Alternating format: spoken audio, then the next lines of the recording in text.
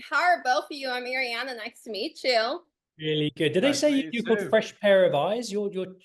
Yes, that's my That's so outlet name. cool. Oh, That's a thank really cool you. name. I Thank like it. I appreciate it.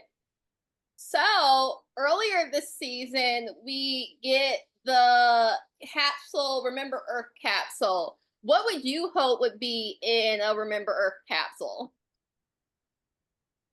As in me as Richard, what would I hope? Yes. Ah, what would I hope? Probably like this is all a letter saying this has all been a joke. Don't worry, Earth is fine. You're coming back tomorrow. I am not. I am not one for flying, as Reece will tell you. I don't enjoy it at all. So the idea of being in a spaceship for that long, I'm not a huge fan of it. Let James Brice take care of that. I'll stay firmly down here.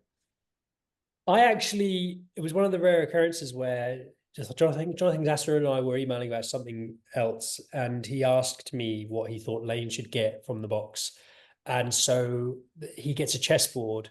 And ironically, my laptop is actually balanced on an antique chessboard right now. And I have another one over there, and one in the lounge, actually. So I'm a big chess fan, and so I did actually get what I would want in the Remember Earth crate. So there was a little bit of me sprinkled in there with Lane, but I also thought it served the show because he's strategizing about how he deals with Ian and also how he manages the situation with his dad, and so it was kind of like a bit of an analogy of him too. So yeah, I'd probably, apart from a PlayStation 5, I'd probably go for a chessboard so I could pass the time. Funny enough, my laptop is balanced on an antique looking sorry board. So we're on the same page A intellectually right storyboard? What's a storyboard? now. Sorry, the game. Oh, okay. I Yeah. see. There you go. Yeah, we're on the same Same wavelength wavelength. intellectually Yeah. right now. Well, I But didn't get the memo. I have no antique board games here. I'm sorry, What's guys. that over your left I'll shoulder, let the Richard? team down. Oh, that's my chessboard, but it's not There you antique. go. There you go. Reece got me into chess actually in season 1, and now oh, I'm a full chess addict because of him. So yeah, is he that how you guys it's past spend the your past the downtime? eternal waiting time. Yeah, that's how we do it. Yeah, exactly. Cool. If they always call you up just as you're about to win a chess game, they're like, we need you on set, and you can just see you go, Like, Yeah. I was gonna win. in episode 7, we find out that Eva is EF. Both of your characters have a pretty strong reaction, but it's mostly in their face. I feel like in episode 8, we might find out verbally what their reaction is. What do you feel like Spencer and James are feeling in that moment when they first find out?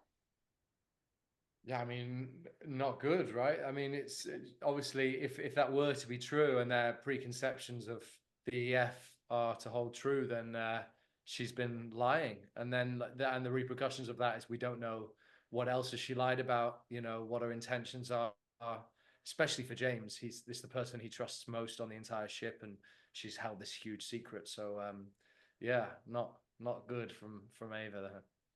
I think as well, because I just watched the episode tonight, and I think you could the immediate kind of core group, if I can call them that, in the ready room, us that get together, me, Garner, Brice, Ava.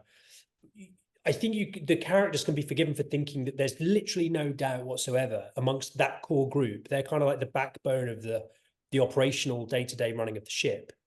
So I think when that revelation comes up, it kind of it puts into question the kind of the core of the working of the whole ship. And I think, Lane has his own personal reasons too, with the EF. I know Brice does also. He has, so it's like it's a major disruptor, that plot point for them, because it's the ultimate betrayal, for someone very close. It's different if it's like a peripheral character who's not so consequential to our survival, but Ava's been there since day one, and she's one of us. So I think that's why it's quite a significant moment. Do you think it's also a significant moment for Lane because he finds out that he's probably a clone? It's just like, damn, another thing that, like, what is reality to me anymore? Yeah, to be absolutely honest, I don't know how much you know or not, but there is some Eastern Federation stuff with Lane, and yeah, I think some of it's been mentioned before regarding his dad and stuff like that. So I think that's where that comes from. Is not only is she a liar, but she's a liar, you know, caught up in something that he personally has a very strong feeling towards. So it's just for him, it's the ultimate betrayal because he trusted her.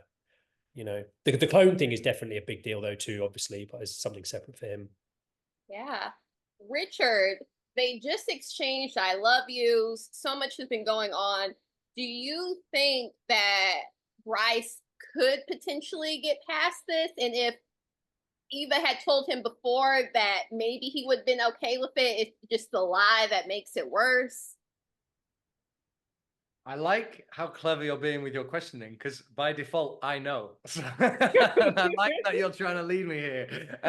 Do I think anything's possible? Yeah, I mean, look, people work through all kinds of troubles, but I think fundamentally, this is not just it's not just about him. It's kind of bigger than him, and these things need to be accepted by the entire ship. As Reece was saying, if one of the core members is actually the enemy within, then it throws all kind of things into chaos. So I think he's still wrestling with all of that at the minute, and then obviously next week we'll find out what's going to happen.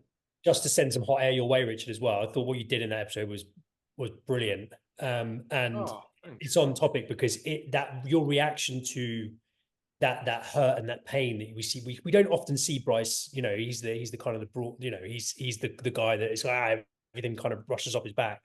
That was such a nice moment because in that moment I sort of went, he knows that if this is her reality, he might not be able to help her. It might not be up to him because there's Garnet, there's protocols, there's Strickland, and he knows that, you know, even though this is someone that he loves, it's not necessarily in his hands. Whether or not he forgives her is kind of by the by, because he knows the procedure, he knows the rules, and I thought that really came across in that scene. I thought it was great. Thanks, man. That's very sweet. You can have another compliment in 5 years. We're just having a little love it here. Yeah. Speaking of relationships, what's up with Lane and Sharon right now? There's just always this tension and these longing looks. I know you are. You said you are, but what am I? Well, tune in next week. The thing is, I know I haven't even seen it. Nothing's going to be resolved next week. This is going to be the slowest burn of a relationship because no one's going to say anything. This is like seasons long. I know it. Lips are sealed. Awesome. I think it's like, I will say this, where they've come from, for them to even be teetering on the edge of something, I think is huge. It's so cool that we get to show that character development because he loathed her really on a practical, you know, she was a clone.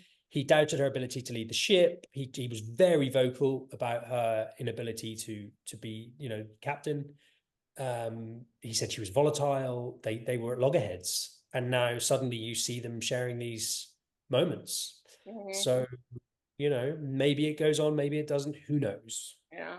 The season finale would be one steamy hug or handshake. We shall see. I like how you're predicting it. Okay. Well, we'll see. We'll see.